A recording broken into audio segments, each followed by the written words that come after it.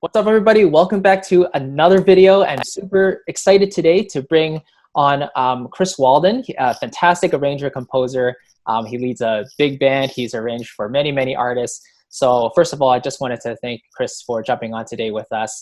Chris, thank you very much. It really means a lot that you're taking some time out of your day to join us. Thanks for having me. My pleasure. Yes, thank you again. So a lot of my audience on my YouTube channel are, composers, arrangers, and people who are kind of starting to get into the industry. So I thought I wanted to ask a couple of questions directed towards that area, and then maybe a couple of questions kind of based on your own workflow and what you kind of feel about working on the industry and things like that. So I wanted to ask you, before we kind of get really into the meat of the questions, if you wouldn't mind sharing a little bit about yourself, kind of how you got started in music and your musical background, and kind of, I guess, a short version of your career up to this point, so we can get caught up to what you're up to. Okay, so I come from a family sort of with musical background. My mother is the singer, a choir singer, but she is specializing in early Baroque and Renaissance music, played on historic instruments, and from early on, I remember musicians coming to our house with all sorts of instruments, and I was as young as 3 or 4 years old, and I was fascinated by various instruments, different kinds of instruments, and I tried them out. These musicians that would come to our house let me try their instruments, so that I think that sparked the first interest in writing for different instruments. And then I started learning recorder, and then piano at age 7. And I think I started to rebel against my mother because I didn't want to also be sucked into the historic instruments world, playing early Renaissance and Baroque music. And sort of I discovered jazz for myself. So that was my act of rebellion. Not that my mother had anything against jazz. It was just something that she had no knowledge about, and this was a domain I could own to myself. And so I started learning trumpet at age 13, started playing in big bands, and I got to arranging out of necessity, because the school big band I was playing in, the leader did arrangements, and this was before you could, especially in Germany, stock charts were not really available to buy, so he did arrangements himself, and they were really bad. Right. And I called my teacher out on it. I mean, I like playing in the big band, and I said, but your arrangements suck. And the teacher said, well, if you think you can do it better, knock yourself out. And I did. And I started doing takedowns of Count Basie charts, and the teacher said, that's great. From now on, you're going to bring the arrangements. Fantastic. And that led to writing more big band charts. And when I was finished with high school, I joined in Germany the newly formed National Youth Big Band, the so-called Bujazzo. That was like now in the mid-'80s.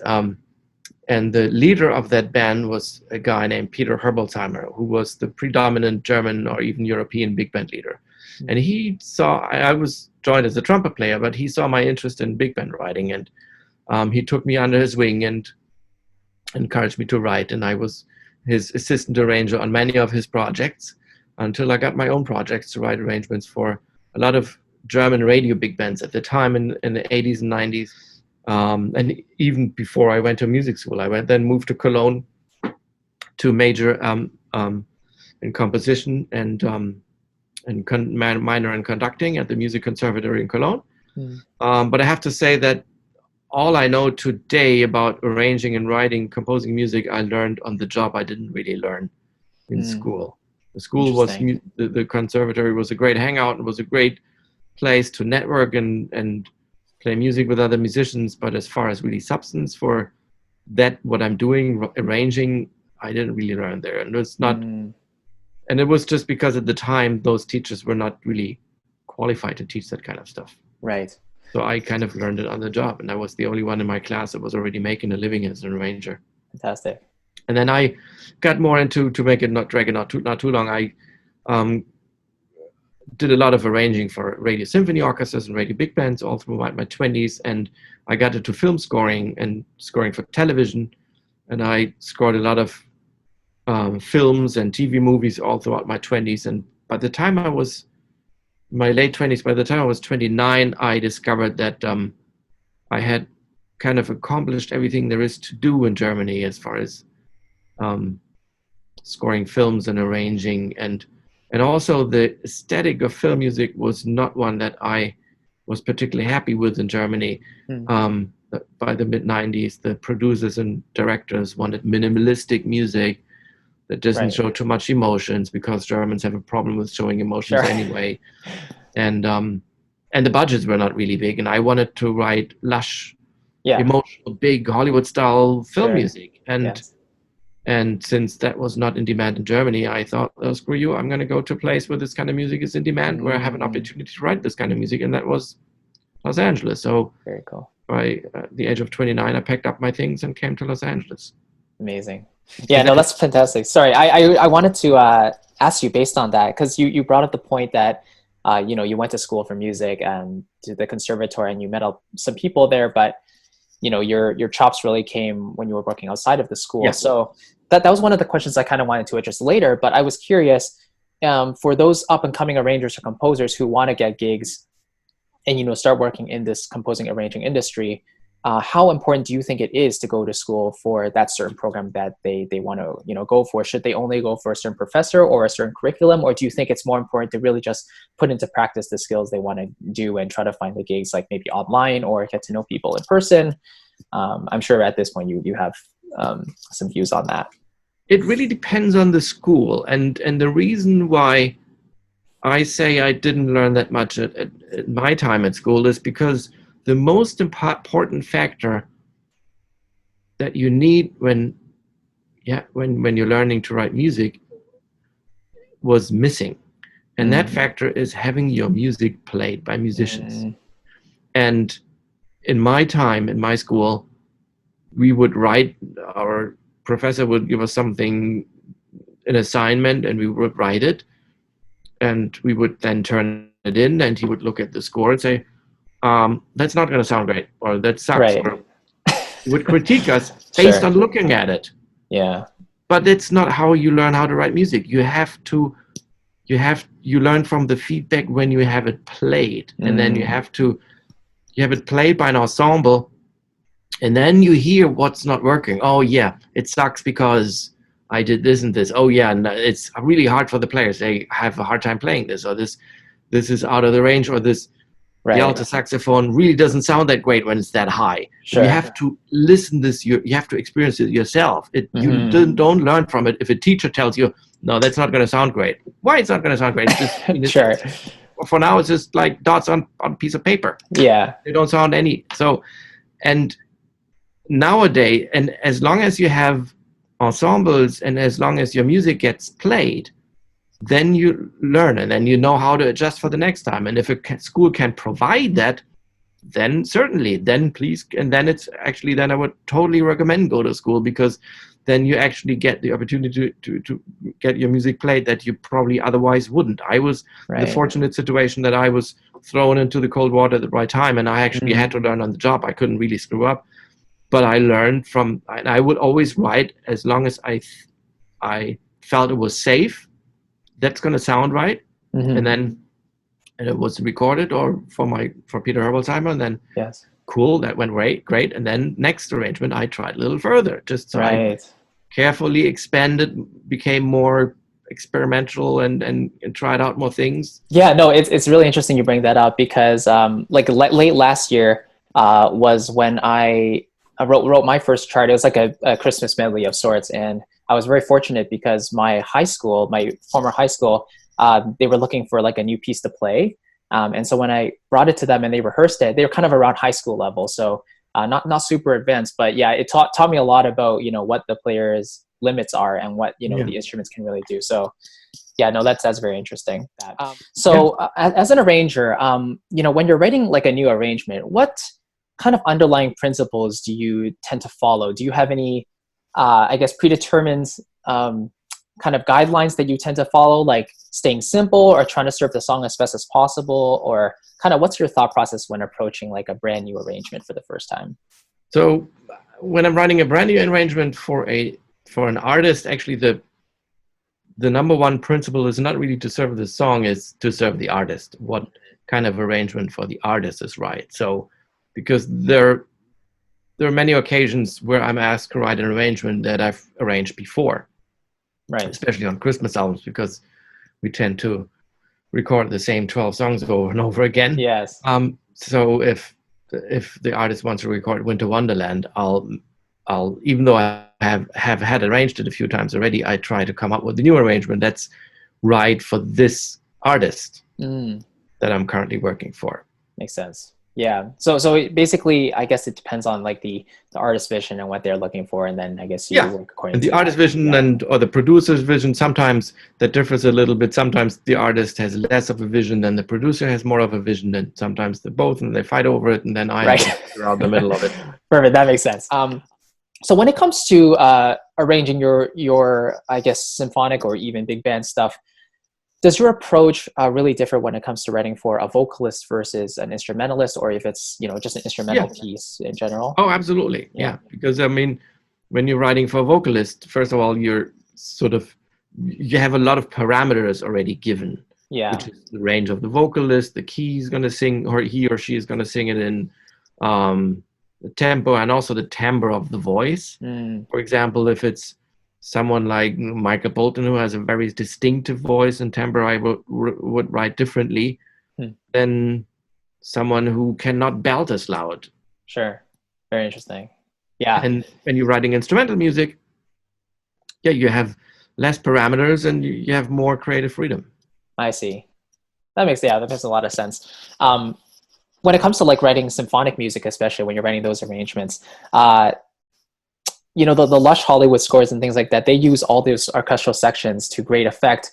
But a lot of times in today's musical landscape, especially more in trailer music and the more contemporary styles, there's kind of a lack of woodwinds a lot of the time. So it's more of a niche question. But when it comes to the woodwinds, do you have specific rules you like to use them for, like specific solo purposes, or like when you use them in background functions, do you use them similarly to maybe strings in that way, or how do you view like the woodwinds in it as a section? I mean, the woodwind section is has its own texture and its own section of the orchestra, and I basically see the orchestra in four big groups. It's woodwinds, brass, percussion, and strings. And you have a rhythm section. I kind of would include those in the percussion, and piano to me is also goes into the percussion, broad percussion section. And I need all four of those if I write a complete symphonic arrangement. So, and the woodwinds have a different texture than string or brass. So I would not write them like the strings or like the brass. I just specifically write for woodwinds and in a way that I would not write for strings or brass. Makes sense. Its own animal, its own section. Yes, yeah, it's like you said, it's totally its own section. Absolutely. Let's see. But having said that, I mean, sometimes I use the wood. I use single woodwinds or select woodwind instruments to double certain lines in the strings, or sometimes even brass. So I like very much also combining them with instruments from other sections, and not because of making a line louder, or because sometimes it has even the opposite effect. If you, for example, double a viola line with an English horn, it doesn't really make it louder. It just gives it a different texture. And differently. Sure. So, using it for color and different textural purposes. Yeah. Exactly. Yeah. Very cool. Yeah. So yes, you had mentioned about, you arranged in Germany for a while, and then you came to Los Angeles, and then you've worked with some very, very big artists and arranged for them, and worked with, big record producers as well, like David Foster, of course. So I guess the question is, when it comes to trying to make connections in the industry, it's kind of a two-part question, but do you have any maybe best practices suggestions for people trying to get noticed somehow? And part two, does it really matter, where you're currently residing if you want, jobs? Is it possible to make a living strictly from being online and just getting your work out there, or do you think the location really matters?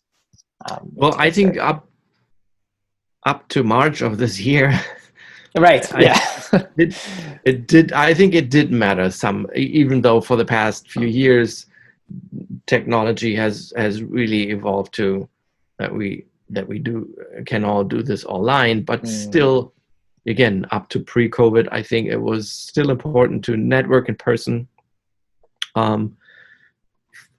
in both in the record world as well as in the film world.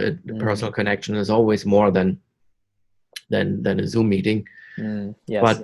But it was sort of, now it is reduced to online, and yeah. I mean, I think it's, having said that, I think it's all about personal connection, however you can build those connections. And if it is Zoom or online, and if you're successful building connections through that, then you can be successful with that as well. Fantastic. That's great. Great encouragement. So I attended, some of your master classes, well, all of them, but which were fantastic, by the way.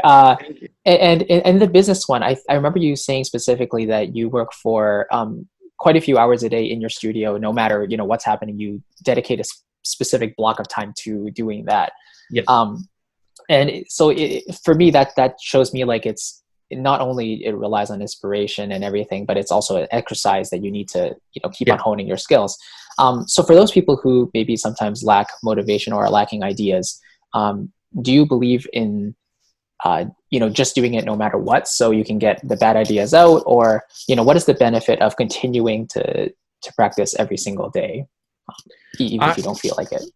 Because you'll get more routine, and you get more, you hone your skills, you practice your craft, just as a musician. As a violinist needs to practice every day. If he doesn't do it for a few days, he's going to lose his touch. I mean, was it what's his name, famous violinist, Joshua Heifetz. Heifetz said this, he said, if I don't practice for a day, I notice it. Right. If I don't practice for 2 days, the critics will notice it. And if I don't practice for 3 days, the audience will notice it. That's great. So, and I strongly believe that writing music is something you need to practice every day, like you practice your instrument. And that's why I don't work from home. I mean, nothing against working from home. It works for some people. It doesn't really work for me with family and everything. Right. So I have a writing room outside of my house. I have a writing room here. This is my writing room. It's fancy. It's not a really studio. It's just a writing room. Okay. At Capitol Studios, and I come here every day in the morning at 9 o'clock, and I leave at 7 at night, and I do that 6 days a week. And I come here even if I don't have a job or an assignment. I come here to the same hours, and then if I don't have something commissioned or anything, then I write something for myself, for my big band, or symphonic piece, or concerto for someone, or write down some other ideas, and I just force myself to write some music. Right. And for those days where you do write, and maybe you're not as happy with the specific output that you might have, do you tend to keep those ideas, or do you kind of trash them and start over, or what's your kind of process with that? No, I keep those ideas, and I have a stockpile of ideas that I write. Okay. That I write down, and those downtimes I just write for the stockpile. Very cool. That's great. So there's always something that comes out at the end. That's fantastic. Because at some point I'm going to use it, because then I film, and I can't come up with a leitmotif for a character or something, or so. And then I look at my stockpile. Oh, that was a good. I use it here. That's very cool. I love that. Sometimes it's just like a sketch or a melody with chords. So it's sometimes not even a finished orchestration. Sometimes just like a musical fragment or an idea that I keep. And yeah. No, that's great. And you tend to do that still like with pen and paper, or do you play in front of your piano and record things on your computer, or is it kind of like a No, I don't. I mean, even if I'm writing on the computer, I don't really record it. Okay. I use Finale, which to me feels like pencil on paper. So I write Right. everything, my complete arrangements, I write them in Finale. Gotcha. And I mean, those little fragments I was talking about, yeah, those I just write down on a music pad by hand with a pencil. I see. Got it. Great. So yes, you had already talked about how important it is to get your music played by ensembles. But with technology nowadays, and better sample libraries coming out, it's becoming more affordable for people to mock up their scores and all that. And I'm not sure if you've listened to a lot of kind of, I guess, mock-ups in general, but are there any specific like downfalls or things that you notice that are kind of mistakes done with mock-ups that you would caution people against? Well, I mean, there's nothing wrong against, I mean, the technology and the sample libraries. And actually, I own most all of them that you can buy, and I use them a lot. And because I have to do mock-ups of my work as well for most of the clients. I mean, occasionally I have the luxury not needing to do mock-ups, but it's becoming more rare. But for me, I mean, I write it down first in Finale without really hearing it back, how I envision it in my mind, and then I export the MIDI data out of Finale into a sequencer, and then I do the mock-up. When you start writing in a sequencer using the sample libraries right away, you tend to only write for the samples that you like or that sound good. Yes. So I think you're held back with your creativity a lot when you're just writing in a sequencer with sample sounds, and also they can fool you when you, and someone with less experience of writing orchestral music, and someone who has maybe never really listened to his own music played back by symphony orchestra would probably write something with sample sounds that sound great with orchestra sample sounds, but would not work in reality with real musicians. For example, in a sequencer with a sample orchestral library, you can write, I don't know, like an alto flute solo with a trombone background, because you just push up the alto flute and you reduct the trombones. That is something that would not work in real life with an orchestra. Right. So those are the kind of traps you might fall into when you don't really have experience in using sample library without really knowing how they would sound in real life. Yes. Yeah. Balance and timbral context is absolutely. Fantastic. So just I wanted to know, for those who are just starting out, getting into composing and arranging, are there any, maybe one or two tips that you would give to, I guess, encourage them to continue along their journey, whether that be practice or, getting to know people? What have you, I guess, come across in your varied career so far that you could share with us to really give us that encouragement? Okay. I mean, two things I would like to share. I mean, as far as on the business side, because you just mentioned connecting with people, networking is really important. And as we said earlier, it's online or in person, it might even be more effective. But network with people, and not only with fellow musicians or fellow composers. Actually, fellow composers, as nice as it is to mingle with, you don't get any work from another composer. Right. But network with people who might need your services as an arranger or as a composer. So as an arranger, try to network with musicians who are producing or straight up producers, or singers or artists, singers who maybe are not that established yet, but try to connect with them and then arrange something for them. And then once they get a record deal, they take you along for the ride. Right. And same with filmmakers. Try to connect with filmmakers that might not be the biggest directors yet, but maybe just did a student film, and you help them on a student film. And they, when they become their first real film, they remember you and take you along for the ride. So that is really important. Then also, as I mentioned earlier, getting your music played is really important. That's where you get the biggest learning experience from. The greatest feedback is when you're having your music played by real musicians, to see how it really sounds and how it lays for the musicians. If if they like to play it, or they say we can play this, but really difficult to play and it's not fun to play. Right. I always try to write music that's fun to play for the musicians. And, right. Yes. And lastly, what was I want to say? Try to write music as much as possible. Yeah. Self-explanatory.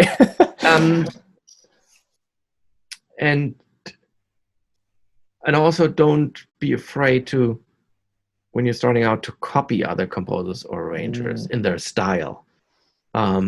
Because through that you eventually find your own style. It's not stealing lines or anything, but just like copy the style of using same textures or stuff like this, or that is totally okay, I think, of arrangers that you might like or composers. And a good way to learn it is, one way good to learn to other people's music is obviously to buy the scores and read the scores and maybe even play the scores along or read the scores along while you listen to the music. But I did find that actually the most effective way to learn about how someone else writes music is to do a takedown.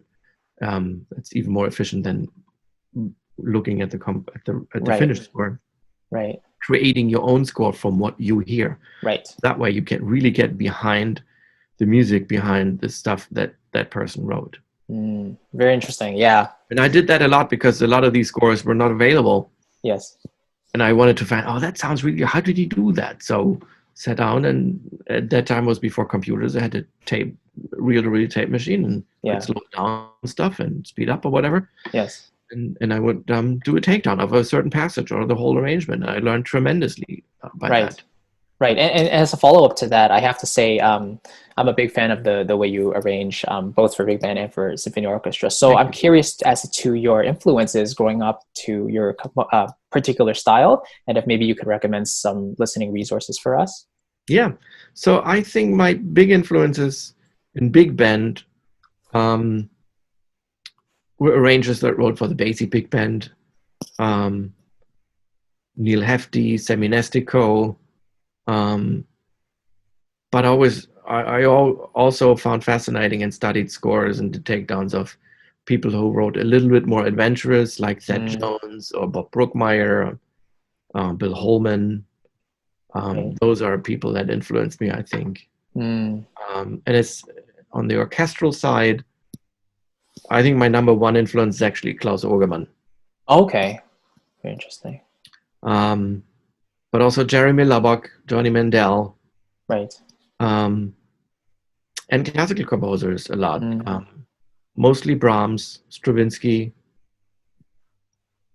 Shostakovich. Yeah. Yeah. The greats. Yeah. That's fantastic. Yeah. So like when it comes to listening to all these composers and kind of creating your own style, would you usually recommend to, I guess, pick up as many styles as possible and be able to write or arrange in, these number of styles before trying to refine your sound too early? Do you think it's a good idea to kind of, I guess, like learn a variety of stuff, I guess, before really zoning into a particular sound? Or do you think, that doesn't really affect anything? It doesn't really matter? Well, I think that actually may come naturally depending on what your first assignments are, because I remember a few of my first assignments, then the artist who ever wanted arrangement, I wanted to sound like Johnny Mandel. So I was actually forced to copy his styles. And I liked him anyway, and my client as well. So we both thought that should sound like Johnny Mandel could have written it. So I tried my best to imitate Johnny Mandel. So, right. So I think when you're starting out, and you don't really have a sound yet, you're automatically sort of forced to write like someone else because it's requested of you. Right. Yeah. That's fantastic. Yeah. I think that's a big lesson when we're working for a director or a client. It's always to serve them first, no matter how much we want to put our fingerprint on it. But yeah, that's great. Fantastic. Well, Chris, that's all the questions I have. So I really appreciate you taking the time. And I hope everyone watching enjoyed. Please let us know in the comments. If you have any further questions, I'll definitely look at them and see what we can do. But yeah, thank you again, Chris. Thank you for taking the time. My pleasure. Yes. Thank you. Okay. Yes, it's been a lot of fun. We'll see everyone in the next video, and take care. Bye-bye.